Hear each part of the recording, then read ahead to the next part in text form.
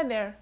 Today I'm going to share a few hidden secrets of using AWS Route 53's weighted routing policy. If you are new to AWS Route 53, it is a highly available and scalable domain name system, aka DNS web service. You may have seen similar services such as Google Cloud DNS or Cloudflare DNS. If we try to describe DNS in one sentence, it is the phone book of the internet that translates domain names such as www.example.com to IP address such as 192.0.0.2.234, something like that. The internet would not work at all without DNS. So, what is Route 53's weighted routing policy? According to the service documentation, weighted routing lets you associate multiple resources with a single domain name or subdomain name and choose how much traffic is routed to each resource. This can be useful for a variety of purposes, including load balancing and testing new versions of software. For example, this diagram is from one of AWS blog posts describing how to gradually migrating to a new production environment with Route 53 weighted record set. Before we talk about some hidden caveats of Route 53's weighted policy, let's see how can we set it up. Zones under this AWS account. Now let's create a new hosted zone for this demo. On the configuration page, we can type the domain name. In this demo, we are using devgrowthdemo.com as an example to have the weighted policy applied. In the description, we can say it's a demo and select public hosted zone. Note that all those operations we are doing here can be done with AWS CDK as well. Okay, let's create this new hosted zone, and as you can see, when a new hosted zone is created, Route 53 automatically creates the name server record and the SOA record. They are used in the DNS query process. We don't need to touch them for now. Next step is to create the first record I'm going to create is going to point to the hypothetical new service I'm migrating to. For example, new service.devgrowthdemo.com. I can also select the record type on the right, for example, A record, CNAME record, etc. It should match with the value you are going to add in the value field. Here I'm going to use some example IP address. Then we can change the routing. Policy here. The default is simple routing, but we are going to select weighted routing policy. Once it's selected, we can set a weight for this record, basically how much traffic going to flow into the new service. Note that the total weight is 255. So you need to divide the ratio weight based on this. Let's say we want to have almost half of the traffic going to the new service. We can specify the weight to be 155. And you will also need to give it a record ID. Let's say we are going to call it new service record. Similarly, let's create another record for pointing to some old service.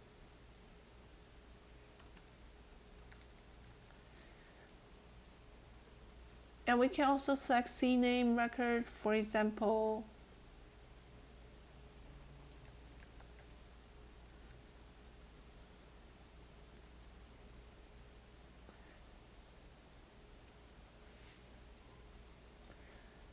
let's say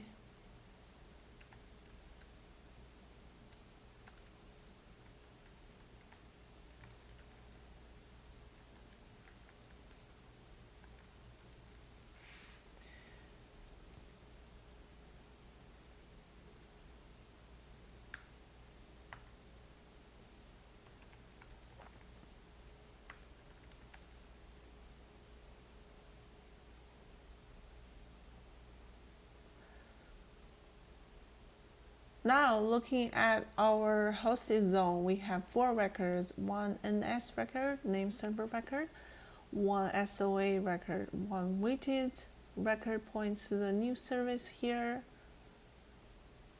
and another points to the old service. See the record ID here, and one points to the old service with the CNAME record. Is it simple and straightforward just like that? Well, the answer is it depends.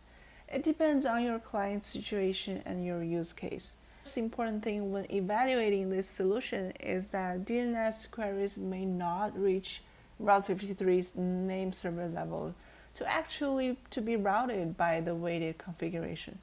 To understand why, we need to walk through how DNS query works.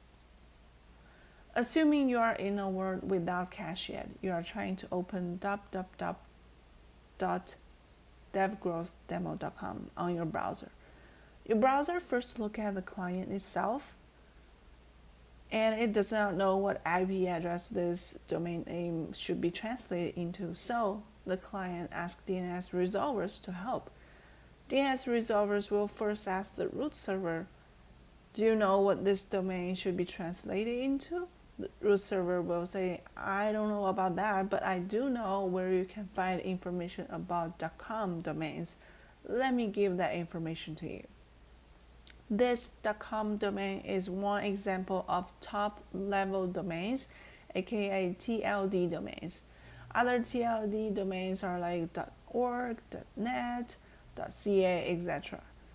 Now, DNS resolvers ask the TLD servers the same question.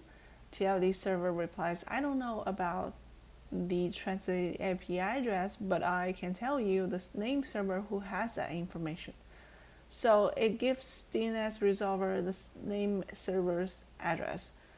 DNS resolver is just gonna find that final answer for us. So it asks the name server, which is what we saw earlier in the Route 53 hosted zone. Now it finally gets the IP address the domain name should be translated into. And while sending this back to the client, DNS resolvers will cache these answers for faster response if some other clients ask the same question in the future. Now, once the client gets the server IP address, it can use it to send requests to that IP address, as well as cache this translation for future usage. Next time, of course, within the record's TTL, DNS queries will not need to go through all these steps. Next time, of course, within the record's TTL, DNS queries will not need to go through all the steps because it already has valid cache with the answers. This is designed to better handle the large amount of DNS queries. In our case, our expectation is when resolving DNS, the weighted record in Route 53 hosted zone will be used. But because DNS is heavily cached, this does not always happen. For example, when it passes through intermediate resolvers that caches the answers to discrepancy in traffic distribution, especially if you have a limited number of clients residing in a single AWS region. In extreme cases where all clients are concentrated in one VPC and one AZ, you might find only one of the records receiving traffic. While there are mitigation measures such as lowering the TTL value, these come with trade-offs, such as increased AWS Route 53 costs, latency, and reduced protection from DNS outages. Having said that, if your clients are distributed such as consumer browsers or mobile apps, observe the desired traffic ratio alignment with the Route 53 configuration. Therefore, it's essential to evaluate your specific use case before relying solely on Route 53, especially if precise weight ratio control is crucial. The second point to keep in mind is that the weighted ratio set in Route 53 is hard to observe with the small scale. When we set up a new configuration like this, we would like to test it locally to validate it's working as expected. But this does not quite work for Route 53 weighted record. They function statistically rather than as precise active load balancing mechanisms. When testing with the script on your local machine, the DNS query will resolve to one weighted record and remain consistent throughout the test run. One method for testing the policy is querying the Route 53 name server associated with the hosted root zone using commands like dig example.com at name server and perform a substantial number of requests such as 10,000. That is necessary to see the reflected configuration. This will remove the effects of caching on testing. However, it is not a complete reflection of the actual process from end-to-end testing perspective. I hope this is helpful for you to make decisions about using DNS solutions such as Route 53 weighted policy. If you enjoyed this video, don't forget to give us a thumb up and subscribe or leave a comment below.